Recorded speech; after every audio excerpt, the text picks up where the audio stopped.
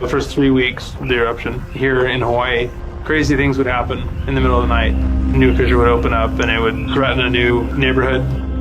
Thousands of people were evacuated from their homes. I started the Hawaii Tracker Facebook group to help people understand what's going on and get their questions answered.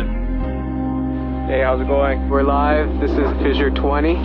We had hundreds of people all throughout the neighborhoods sending in videos, articles, and images. We spend a lot of time making sure the accurate information gets out. This is live. There's still lava moving. They weren't just sharing a story, they were helping their neighbor. If a family was being evacuated, a group would just jump in and help out. So it was huge. They were watching out for each other. Hello everybody, thank you for coming. Thank you for the support from everybody. As we go through this, we're growing closer together as a community. When tragedies like this strike, you really realize how much you need each other.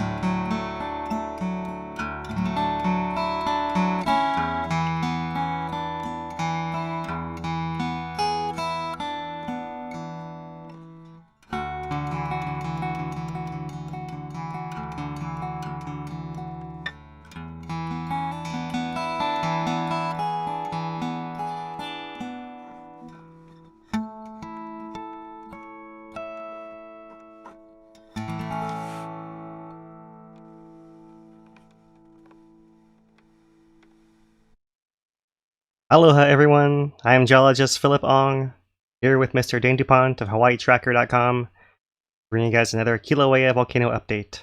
Today, Wednesday, November 24th, the day before the US Thanksgiving 2021, and we're going to share with you guys the latest changes on Kilauea's eruption, which are minor. The eruption goes on largely as before, with no threat to people. The eruption has had a couple of interesting developments in the last week or so, as far as little changes in the outlets. You can see some of the bursting of a lava tube here on the screen flowing by. So we'll cover those in some detail, and then we'll show you guys what's happening with the volcano now, and then compare it a little bit to what's happening before. Talk about the lava flows onto the down drop block, and we'll take your questions all throughout as well. So Dana will be collecting questions, manning our chat. Let them know if you have any issues with our audio or our video. And we may go a little briefer today than our normal updates because of the holidays, but we'll get right to it here and share with you guys what's going on here on Kilauea Volcano. So what's on screen here is a video that I took just yesterday morning from the Overlook within Hawaiʻi Volcanoes National Park. And eruption viewing continues to be fantastic in the national park. I do have a nice big camera lens, so a lot of what I show you guys is zoomed in quite a bit, but you can see here what the current situation looks like. You see lava spattering within that cone. You see it coming out that little gap at the bottom of the cone there into the lake.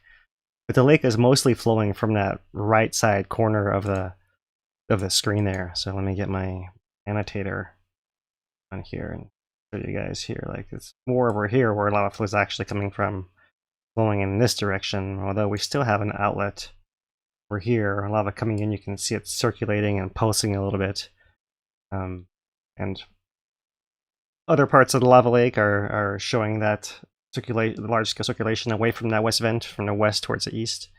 This is around that north side of the island. You can see from the public overlook, and you see lots of these little spattering spots migrate across the lake. Right, you see they're little gas outlets of gas that's riding with this fluid trapped underneath it there, and then it's bubbling out through these cracks and these plates that are riding along it, and then diving back down in at the edges over here. Overall pattern. So yeah, here's a bigger picture. There's that entry point, and no longer are we seeing the lava coming in from there and radiating outwards from that point, but rather we're seeing it come out from this point over here now. And so that's the major change that we've seen. It's actually just a minor change in eruption. We know that the fissure where the lava has come out spans that whole area left to right across this whole area there, right? And so we saw that about 10 days ago, that new set of outlets, one in the north right here and one in the south and the back side of the cone. And this north one crusted over, and you guys can see here what it looks like a just a short-lived little burst through that pathway, like the lava tube was. That pathway, we call it a lava tube, pressurized enough with that surge or pulse in the output of lava that it burst through the top and came over top, as well as coming through underneath. And so the big point there is that most of the lava is coming out more of the side now, out of the bottom and the side of the cone, rather than coming out through the cone. The cone seems to still be the gas vent and the main source, but once it comes up into the cone and forms that little perched pond, it seems to want to drain down now more towards the north, more this way, out of this hole, than this way, out of this hole. So small changes, but really interesting when we watch these eruptions go. We saw similar changes during the last eruption, when it began December 2020, as the event evolved and got drowned, and that's really the main cause for all this. We suspect is that the lava level has been rising and rising and rising, and from the very beginning, that vent was not far above the lava level, and by October 3rd, I think, is what I saw. The USGS reports noted that lava was at the base of that vent way back then. So it's come up quite a bit. Lava has been erupting through the lake, through that covered area this entire time, and that's why that cone is floating upwards and all the crust is floating upwards as it's being injected from below, essentially, from this point. But it had been established through that central cone, and that's just that little change we're seeing here. So to zoom this one out here, maybe you see this whole pattern, right? It comes all the way around to the back side over here, where it comes out of view of the public overlook, and down here in the foreground too. This is you see there's two ledges. There's one ledge here, which is one of the down drop blocks in between that public overlook, but there's also the edge of that central island that's down there in that corner that also blocks part of the lake. So you can see that whole spectrum there. And here, once again, you can see a little bit of an lava outlet right there. See, most of the lava is coming out in this big sheet area right over here, right? This is all time lapse that's sped up, so if you're actually standing there, you don't see this quick movement. You really have to be speeding it up to really notice it. You can see lots of the spattering that happens all across the surface of the lake. It happens on the edges as well, where you see this whole foundering process where big sections will overturn and then recrust and then start spattering again and turn over, etc., etc. They migrate all the way to the edge of the lake and then they go under right there. So, all right, that's the one compilation video of what it looks like nowadays in the last few days. But I also wanted to put this in the context of not just what it looks like now, but how it changed from the whole sequence of the eruption. So I got a draft going here of the sequence, and I'll play for you guys. I guess this is what I just showed you was week 8, but let's go through all the different weeks here and let it play through and see how, when it first began, we could only see the top of the fountain above that edge of that down drop block. And then over time, we see that gap between that block and the cone get wider and wider and wider. Here's our latest frame coming out from the right up at that level. And here's our original development of our entry point, that channel, that chute, it became more of a cascade, crusted over, and then essentially it became a small enough nozzle that we saw that reconfiguration now out the side, and that's essentially what seems to be happening. That's the full sequence there. And post these videos at some point soon on the channel to standalones as well for you guys to enjoy. I'll play through one more time here so you really see all the different views, and this is all taken from that public overlook. All views that every different visitor has come to the national park in the last 8 weeks has had a slightly different view here from that overlook. What you can see, just the top of the cone to the whole cone and an entry point in the lake, and then you can see the whole lake surrounding the cone, entering from the base of the cone, and then finally entering now from further over to the side. So what does this look like? How did it actually come about? We remember last week's update, if you joined us last week, that we had on the 13th and 14th this first breakout of these new outlets, one on the north and one on the south. So we're now looking at a reverse angle. This is the USGS thermal F1 camera. That previous view from the overlook was looking more in this direction over here. So your field of view had been that lake in front of the cone, and then all the way over to somewhere right in here is what you can see from the overlook, because you're looking off in this direction like that, right? We're seeing the fountains bubble over towards this edge over here, and we saw the change from the outlet in this area to coming to more over in this area over here. So here's our primary entry point, and then here's where it's become established today, which is coincident with where this northern outlet first burst open, and now we suspect that this whole upper area is crusted over all through here. So all you have left is that exit point right there. But there also was a southern outlet back over here that also flowed into the lake right over there as well. Let me play this on a loop for you guys, and shows how 10 days ago those vents didn't really stay active the entire time. You know, you can see that the south one especially, it seems like it pulses and starts and stops and starts and stops and starts and stops. The north one seems to crust over, and you see there may be lava coming out through there, but you still have a very strong main entry point here until this past Monday, where we see that very most recent burst. And now we can pause it and put it back to that point. Where were we here? This is just the before, so very strong entry point. You see how far out it's extending into the lake, that very white spot right there. And it seems like when a lava burst comes through, it comes through and you see it manifested there. You often see it come out the top of the vent as well. This perched pond bubbles over and spills out the sides.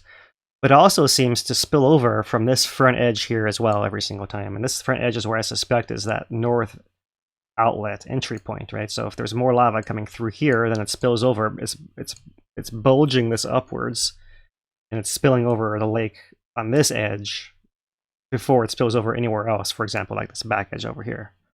This is closer to the source right here. So really it's that crack that's something going like that, right? Where we see it come out over here, or over here, or over here, right? I can catch one of those.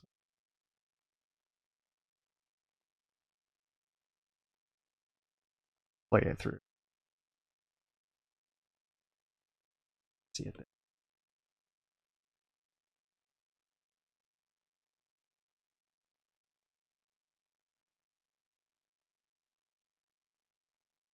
I like to try to catch things here.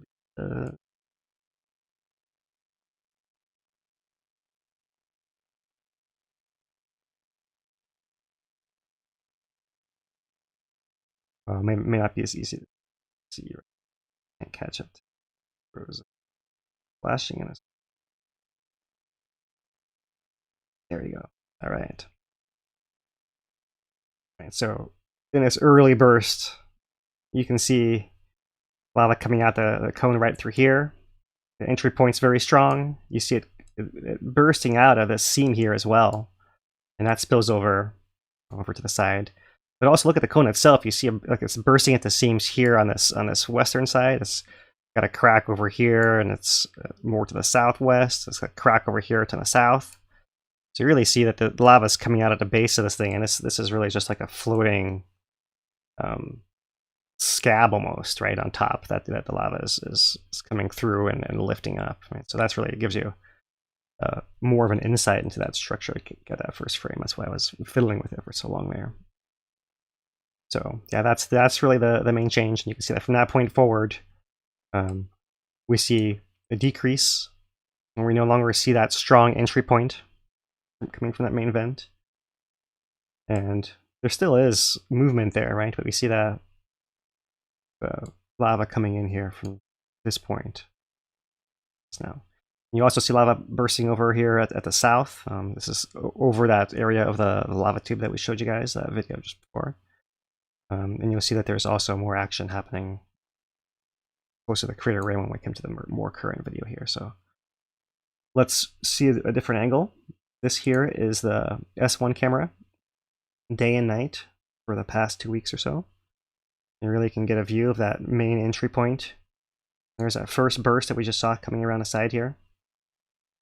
Southern outlet is a little easier to see from this point of view. The northern one was up here, and comes this bay right there.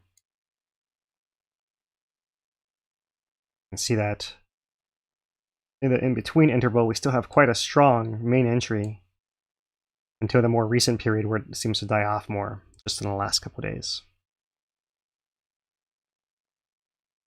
And the current S1 camera, I'm going to reload it to give us as live a view as we can.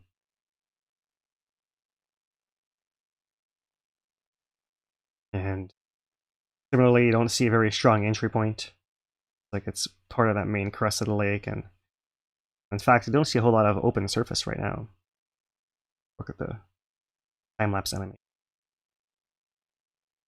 See, over the last 24 hours, it goes from a more noticeable to a less noticeable entry point. And still spattering occurring within the vent, that pond. So the lava is still coming up through here. It just seems to be going out that backside. Okay, so as far as some of the data, let's look at a little bit of the data. As far as depth, reloaded to give us fresh again here. We've been coming up pretty fast for most of the week. Last week it was harder to tell this level of detail because we had that big spike from the steam the previous week. But now we're zoomed back in, so our scale is between 289 meters and 285.5, right? So this is 3 meters top to bottom and half meter intervals here. So we've risen 2.5 meters in the last week. It's our current rate of rise, right? And you got to remember that this is covering a larger and larger area of the crater as it's flared and widens upwards, and we'll come back to that more here shortly. But the point is that the lava is still coming in; it's still filling the crater. Any surface changes that we're seeing as far as the outlet is not changing the main input into the volcano. If anything, you might say it's actually starting to come a little bit faster than it was previously. We look at the tilt for the last month. It interestingly shows the opposite pattern. So you see that we actually were somewhat stable. Here was our first episode of opening those new I'm sorry, this was the crusting over episode where it almost crusted all the way over. And here is where we had our first outlet episode right through there. And our most recent one fell right around in here. So we've actually started coming down and we're dropping while that happened, right? So this is a little bit different than some of our other ones. We've seen increase in effusion before, corresponding to, it seems like, an increase in gas and an increase in tilt up and down, of course, like at the same time, all in sync. And that is consistent, we've mentioned before, with that whole gas pistoning effect. So you have a bubble of gas building under the lava, and it's pushing the lava upwards and downwards. And when it clears all the way out, then you can have a whole deflation back down. And it's essentially the baseline hasn't changed. It's like a shallow or surface process per se. But what's intriguing about this one, and it's hard to say with just this one pair of data right here, but what's intriguing is that we're seeing the increase in effusion with a decrease in tilt, and that's something we typically see when events are opening, like at the beginning of an eruption, when the eruption's beginning, when you have that buildup where the pressure is building for the ground to actually put the lava out. And then once the lava starts flowing out, that's when you see that big, steep decrease in tilt. And we don't have a very, very big decrease here. We're talking about from 0 microradians down to -2, only 2 microradians or so. And not very fast or anything like that. But interesting to see that the trend is that you're seemingly able to get the lava out more easily. That's really it, right? Like it's not like there's like a slug coming through or something. It seems like something may have changed to make it come out slightly easier. And minor subtle change, just to restate, and all at the surface. If we look at the gas measurements here for the past month, the most recent 2 measurements have been at 6,000 and looks like 6,400 tons per day in the last couple of days here. And that's up from our previous range of 4,000 to 2,000 for the most part. We did have our abnormal low during that crusting over period of time. But similarly, we're now actually higher. Right? We actually have stepped it up. So that is another point of evidence that we have more lava coming out. And more lava coming out with a tilt going down is what I'm describing as easier, quote unquote. Right? And looking at our summit GPS across the north to south of Kilauea caldera, you can see here, this is the build up to the eruption right here. And the eruption begins, and then we have, so it's spreading apart, swelling, getting farther and farther apart. And it drops back down here. As it's essentially relieved and the lava is able to get out fairly easily. At some point, it hits that inflection point, and it can't get out as much lava as it likes to anymore, so it starts building back up, right? And maybe it stabilizes, but you can see the trend here in the last couple weeks has actually been contracting again, right? So once again, evidence the lava is able to get out easier in some way. So it's hard to say exactly what all this means all together, but one possibility is you might have just a little extra slug of maybe not slug is the best term, but there's like extra little batch of fresher magma that came up through, and it came up through that same system that's already open, and pushed its way through and out, and widened the pathways slightly more, and bringing some fresher gas and some fresher fluid, and that's what's helping increase the depth of the lake and putting out more gas and allowing the whole thing to manifest as it has. And there's lots of different ways these things can manifest, and it just happens to be the pattern of variables we have today. So we'll see. We'll have to wait and see what the USGS says, but that's just one possible quick take there on what's going on. And the SO2 values haven't skied to anything crazy. They're still within a reasonable range. So, I'm talking about something small and shouldn't change the dynamics of the eruption or anything like that. So that's essentially it there. We do realize SO2 does have a big effect of VOG downwind. We'll show the VOG forecast here as we wrap things up. But the VOG today was blowing over towards Hilo side, and it's been blowing persistently towards the Kona side. So it's certainly affecting both sides of the island, especially for those who are sensitive to that. All right. So that is a little bit of the data there. We do have a little bit more that we can share here.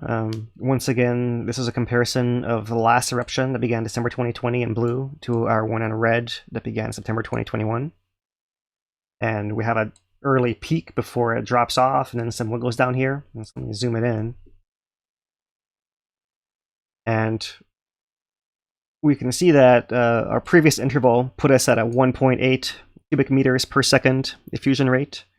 Our most recent one, 4.6. This is all preliminary based on our raw USGS data, so this is all within the error to my mind. But you might consider that it is significant, that it actually is a real increase, we'll say, right? But you can see that the previous eruption in blue here had several of these where it was higher, then lower, then higher. You can see here that the previous eruption was down at a 2 and went up to a 6 before it came back down again. So these little variations in themselves are normal. We'll look for with the next update, because what's interesting is this goes back through the 19th, I want to say. So this goes before that little surge came through and this change in event that we just saw in the last couple of days here.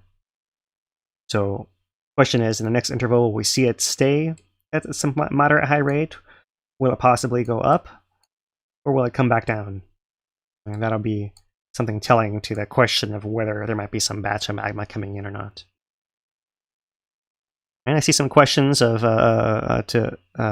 how far is a caldera filled? Well, I'm going to get to that here shortly as well, so just hang tight for that. As far as comparing the December 2021 eruption to what we have going on now, you can see in our line in red has come up a little steeper than it was before. Right? So now we're at 32.5, 33, right at 33, which is still below, but closing the gap a little bit, getting closer to what we had at the same point in the eruption 50 days in the last time we did this, just less than a year ago. So still slightly smaller by volume, and we'll see how that goes, whether this actually can ultimately overtake it and become a large eruption or not. We'll see there. Okay, so this is a comparison of these first 50 days or so from the F1 camera. The top panel here is the December 2020 eruption on day 0, and the bottom panel here is our September 2021 eruption, also on day 0, right? So I'm going to play them simultaneously so you can see the effect here of how the eruption progresses from large areas of lava covering a crater at the beginning to crusting over in a backside and active lava surface retreating closer to the vent, which is in the west in both cases here, slightly offset. You can see the old west vent was slightly further to the north, which is north would be this way in these images here. So old west vent, new west vents down over here. And you can see pretty similar. It's pretty striking, I thought. We were still slightly larger extent of lava at this point in the last eruption. So because we started off with a larger area to begin with, and we're able to reuse, we'll call it, to that original crust that was there before was able to rise and stay intact there. And maybe went through that process a little bit faster there, but still pretty interesting to see side by side here what it looks like to have those two eruptions. Thus far, not quite. It'll be 2 months in here by the time we get back to you guys next week. But we do have 8 weeks. Yeah, I think today marks 8 weeks of eruption. All right, so all that area crusting over here. I can show you one last graph here, and you can see here in red once again is our current eruption. It had a lot more volume. A lot more area that we could available early on to spread out, but our active area has dropped from a peak of 134 acres down to our current 17 acres, which has been stable here for the last couple weeks or so. And the previous eruption was limited by the size of the crater, so it could only get to a maximum of 82 before it also turned around and came back down. And interestingly, by this point in eruption, 50 days in, we're only 2 acres off as far as our active lake surface area, right? So there seems to be something about the dynamics of certain eruption rates and how much open surface area you can maintain with these particular dynamics. Understanding that many of the variables are the same for the last 2 eruptions here. Okay, so this is a map where I got a lot of this data. This map was released, the 19th here. So actually the data went through the 18th at 12 p.m. here, and I'll zoom into this first. The lava surface is now at 2,638 feet above sea level, 804 meters. A total of 200 feet thick, 61 meters. Volume is up to 8.6 billion gallons, 32.5 million cubic meters. Active lake area, 17 acres, that's 7 hectares. The full extent of the whole lava surface is now 161 acres, 65 hectares. So we're gonna be adding to this area, this tally in particular, more so because you look at the pattern now, we have these areas of overflows marked here in a map, which are getting be a larger and larger area of this down drop block here. So this is that next thing to talk about, is these flows that are taking up more and more area of this down drop block. You can see here some contour lines going way out, contour lines, something like this, right through there. See, not surprising to see the lava in this area, but you can since this was drawn last week, we can see from the webcams that lava seems to have covered a large portion of this all through here, and is actually making its way pretty far out through here as well. So not an official map here, but try to fill it in a little bit for you guys. That's kind of the area that we're talking about here. And so rather than just scribble on there, let's show you guys what's actually going on out there. And one way to look at that is through our thermal camera. Here's our most recent image, and rather than focusing down here at the vent and the outlet area, I do see a little bit more of an entry point visible at present right now as we speak. So interesting, there's still lava still going out through there, but also coming out through here, and now it has that forked entry point. That back up here in the back part of the graph, here's an ooze-up flow coming along between that crack over the solid crust and the crater wall right through here, and we're seeing all these pinker, lighter, brighter areas as this zone of ooze-ups that comes all the way around the crater. But here is where they're spilling out and going on to that back little down drop ledge. So you can see here that it's actually a fairly extensive area, right? This thing's camera is looking probably, I'm not sure what, a mile away, something like that. So this is a whole sheet area of lava that's going onto that block down there. Just so you can see the last 24 hours, how active that area has been. And essentially you can see because it's so flat and it's allowed the lava to find, and essentially it's creating a pretty good pathway, a pretty steady pathway, it looks like, and delivering lava. So we're actually having, it's hard to see the size of this thing over here, right? But I'd call it a little mini flood of lava on this little ledge. It's finally manifesting its way. It was kind of lapping on before and putting a little layer here and a little layer there. But now it seems like we have a pipeline that is able to transfer the lava from underneath the crust from the lava lake over here all the way across, pops up not only at these edges, areas like that, but it's being delivered onto that ledge, covering a larger and larger area. So here's a view from the KW camera, also zoomed into that very same area, and I know it flashes between day and nighttime. You can see the glow at night, but in the daytime here you can see the blacker areas, growing black areas, is the growing edge of the lava flow on that down drop block right there. I'll refresh to see if it'll look any different, and probably have to zoom it back in.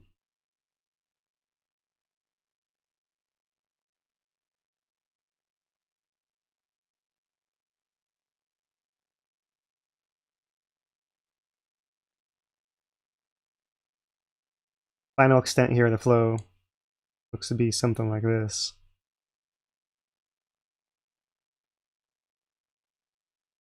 That's the flows on the ledge. We have a couple other captures, comes in stages here. You can see this first captured GIF from the web camera.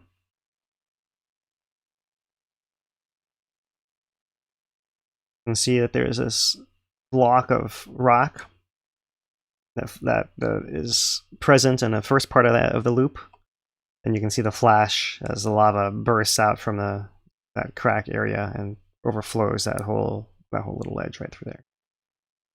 So that's back from Monday this occurred, and you may have noticed the USGS has moved the camera a little bit and try to get a little bit more view back in here. We'll Brian that as well. You can see, of course, not long after they did that, the lava's off of the right edge of it already. But see how it laps onto this part of the south, and a little bit more to the north here would be interesting to see. And here's another one from yesterday, where it bursts out down here at the bottom. Big overflow onto the ledge. And here is, you can see just the last 2 weeks in the area we're looking at right through here. So I may try to just, first of all, drag it through so you can see the overall pattern. And then maybe I'll just play here.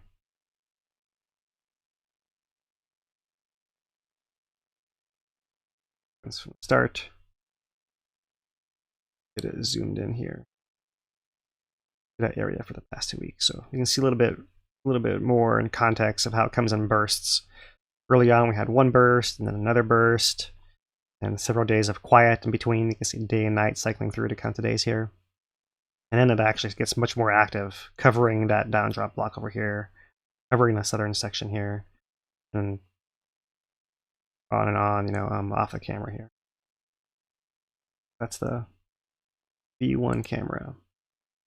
And a current view of the B1 camera, let me refresh it here because the sun is dropping and that improved things. And well, we still don't see much here. Just looks like a big mass of black, but the edge of the active flow now is there. And it's off the screen. Back onto there. That's all the new. It looks a little bit blacker compared to this older crust that you see inboard here. And interesting, you can see lots of cracks developing all through at the upper crust here. So it seems like this crust may be getting weaker. It's getting bulged upwards, and it's perhaps compared to the mass of lava underneath it, not as strong as it once was. You know, it might be how I leave it there. So we'll be interested to see if we see any more development from these cracks in the interior as time goes on here. All right, so you guys are asking about the filling of the crater, and this is from the most recent volcano watch, which was released just today. Refilling of Haleʻiʻamau crater, and first we'll just show you guys the graph here, right? So in blue is a pre-collapse 2018 caldera floor. In black is where it collapsed after those 4 months of eruption in 2018. In green right through here, this is an area that was filled in between December 2020 and May 2021.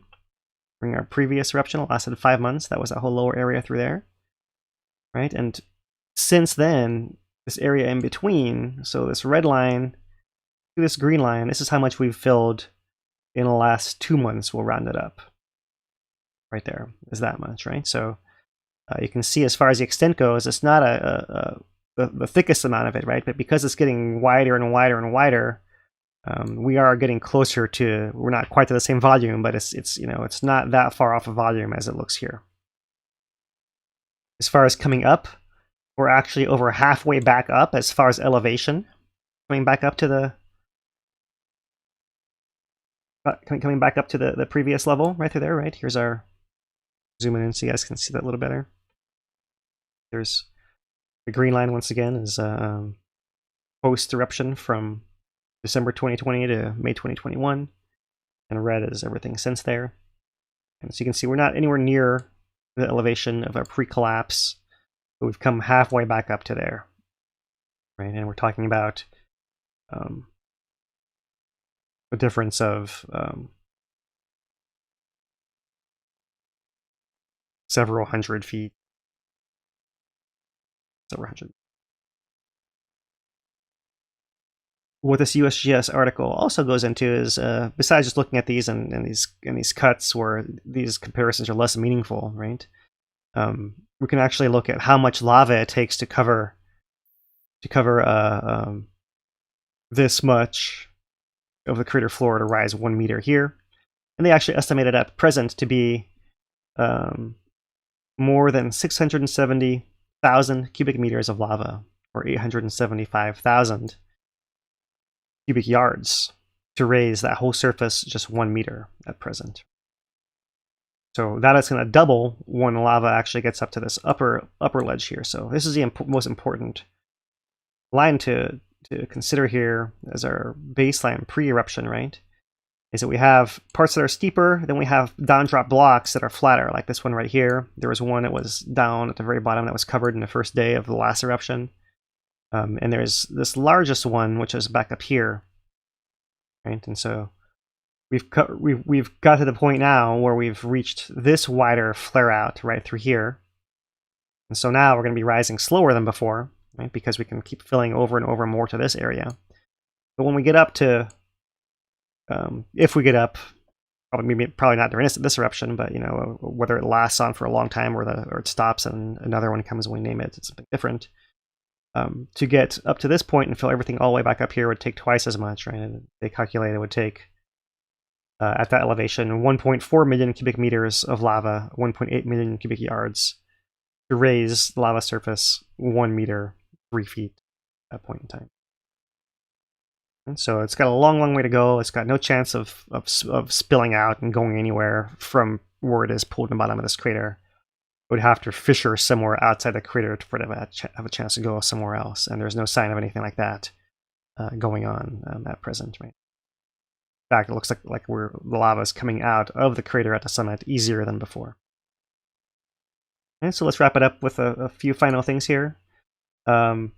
Earthquake rates over the past year is what's shown here, and we're really going to just zoom into this far right side where it's still very, very low compared to intrusion and eruption times here.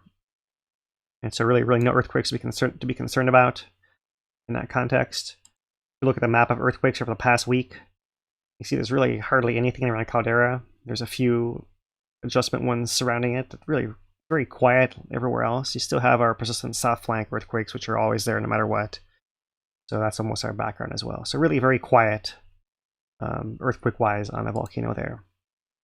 GPS down on Middle East Rift Zone at Pu'o'o is still contracting, so it's still showing that trend of losing magma, right? So or at least it's not swelling, right? It could just be cooling and contracting in some other manner as well, but probably not to this magnitude. So in any case, it doesn't seem like there's any change towards any reactivate. There's nothing like that going on. There's no sign of any activity in the Middle East Rift at all. The impact rather is with the VOG here. So here's our VOG forecast for the next 2 days or so. I think most of the VOG over the next 2 days wrapping to the Kona side, but you see that earlier today and persisting still a little bit now. The VOG was wrapping up around the Hilo side and up around to Waimea area all through there. So and that combined with what essentially has been a doubling of the output of the gas, right, from essentially around 3,000 to around 6,000, is increasing the reach of the VOG elsewhere, right? You see, there's even VOG showing up here on Maui and Oahu a little bit, not very strong. All the way to Kauai, you see it a little. That being the SO2, and if we can go to the particulates here, the SO4 looks a little bit different. But you can see there, that's the more haziness in the air rather than the smell you get with the pure SO2 gas. And so that's the VOG forecast here. There's a few final pictures to cycle through that were released by the USGS. This one's from the 18th, previous to the change in the entry point. So lava is still going in, and you can see the nice radial pattern in the skin, that hardened skin of the lava, cooled and very, very millimeter thin piece of solid that's kind of floating, but it's still ductile. And you can see in here as well that ponded surface of the lava pond, which is bubbling and shooting up here, can be seen from Overlook landing on the edges of this cone, building it up a little bit still. So they describe that the fountains within the lava pond here are 4 to 7 meters, so 13 to 23 feet, 15 to 20 feet, you might call it. high fountains or bursts of spatter that come out of that cone, which is something you can see from the Overlook Hawaiian Volcanoes National Park. And here's a photograph where you can see that a little bit more clearly. I mean, the surface of the lava lake and some of these bursts that come up quite a bit higher and land on a ledge here and leave a couple glowing rocks on the edge, and that makes it a few inches thicker, and it happens over and over to build up the cone. That is still happening, although less frequently than when it was really fountaining up early on and landing all over the place. All right, one last one is a perspective shot here. There's that old road on a down drop block, old crater rim drive. It's now detached. You see it's broken off from the upper cliff edge that was back over here. And behind it, another down drop block. And down at the base of that is our new west vent right through there.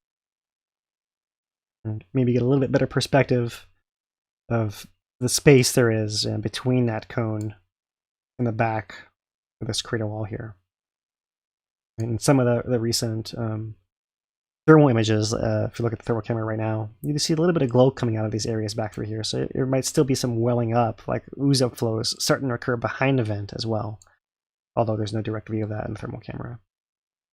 So that really goes to show how it's really being fed from below is the main story of what's going on with the volcano today.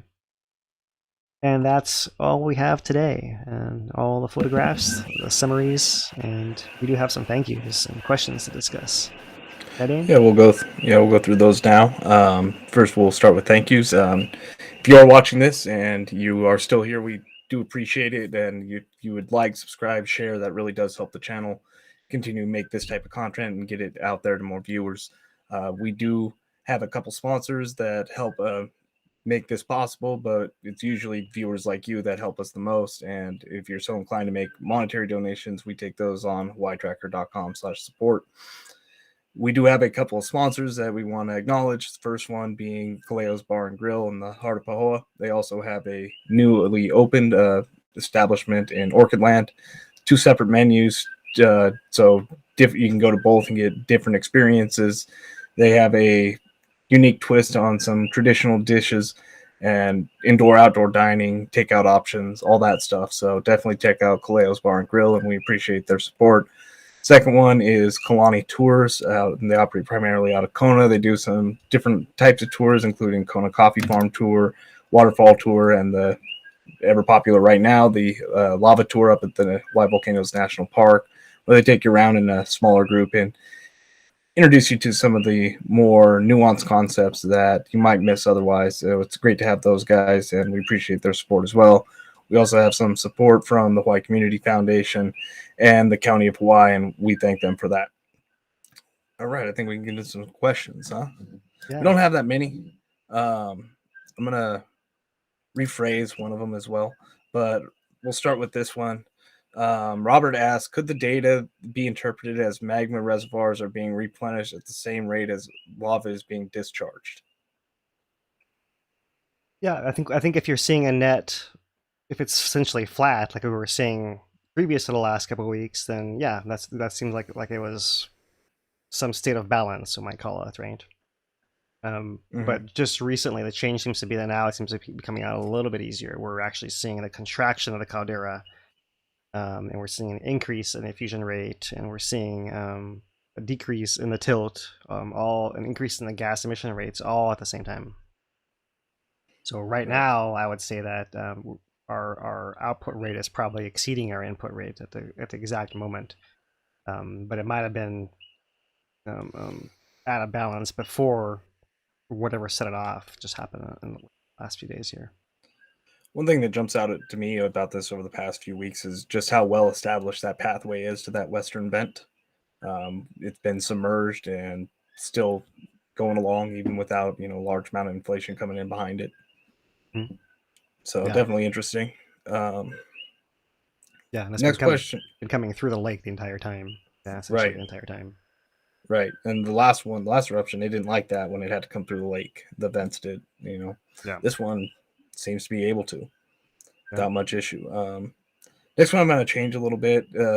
It's talking about the pressurization via the solidification of the lava, right? If it solidifies, does it add to the pressure? But I was wondering more about like what is what would be the causes of deflation, right? If you see a tilt signal or GPS signal that's clear and you're like, oh, it's deflating, what might be the causes that jump into your head immediately? Well, I mean, you have to let something out for the volcano not be as swollen. I think fundamentally it's that, right? So I mean, it can go out of the surface, and if it's something like like a gas pistoning where the gas is most of what comes out, that's one way. Or it can actually be an eruption where the lava itself comes out, right? Or even more lava coming out the pathway. The pathway widens or something. It could be that it goes somewhere else underground through the rift zone or something like that to have to see that deflation, right? The deflation inflation cycles are thought to be some some movement within the deeper parts of the reservoir network. So yeah, it's more of those. I think of them more of the volume changes, right, rather than the state or phase changes as much. But yeah, I mean, the solidification process is something that's still a little bit of a mystery, right? It's the most important variable is how much gas is getting trapped in there, because that's what really is making it buoyant. And we know that there's likely a layer of foam underneath that crust, keeping it buoyant as well. And that crust being there is trapping that gas and adding to the foam, so maybe getting like a thicker foam layer. Who knows? That's part of the mystery. But there's something down there that allows it to move underneath that crust and lift it up and flow out the sides and the cracks on the edges as well. Right.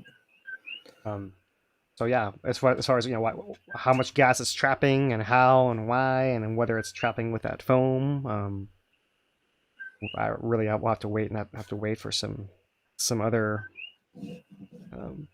info from the USGS or other researchers.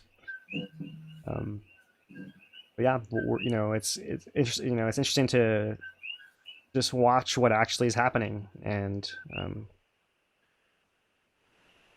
go with that, right? That's obviously that's physically possible because that's what's actually happening, and then we can try to figure out why what we thought might have been what would happen maybe didn't turn out quite that way or what have you. And for the comment that says that the vent now looks like it's actually dead. Yeah, I mean, I think the output is lower. It looks like, yeah, but it's not looking like it's crusted over or anything. Right, so we've seen more of this. All of this has been more of this pinker color. So I mean, maybe slowing down with the deflation. Maybe there's some kind of pulse that came through, and you expect this variation to happen here, but it's still going. Yeah, and single frames are hard to decipher exactly, any changes that are happening. Yeah. So we'll make it into a time lapse, and that'll be pretty clear for us. We have one last question here. We'll end with this one. It's from Mark, who asked, has there been eruptions where? Oh wait, sorry, this one. Do we know if Pu'uo'o is filling, or does Halemaumau fill first? Halemaumau fills first. Pu'uo'o is the plot that I showed you guys at the end of the GPS, and it does not appear to be filling. If anything, it seems to be losing. It's losing pressure. The area, the area is deflating. All right. Well, that will do it for questions. Thanks for everybody for joining us on this pre-Thanksgiving special. We normally do our updates on Thursday at 5 p.m. Hawaii Standard Time. Today we moved it up just because of Thanksgiving. But next week we'll be back at the normal time, unless something happens, and then we'll come to you live with an emergency update or whatever is necessary for that. Happy Thanksgiving to everybody, and I will pass it back to you.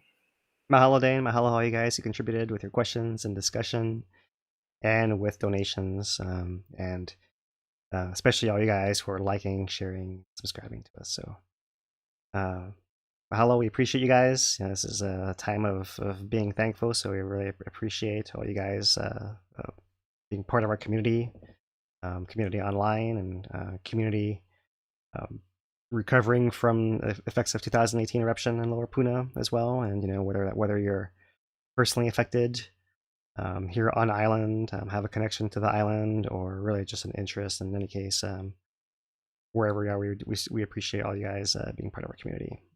So, for Dane DuPont and Hawaii Tracker, I'm Philip Ong. Aloha.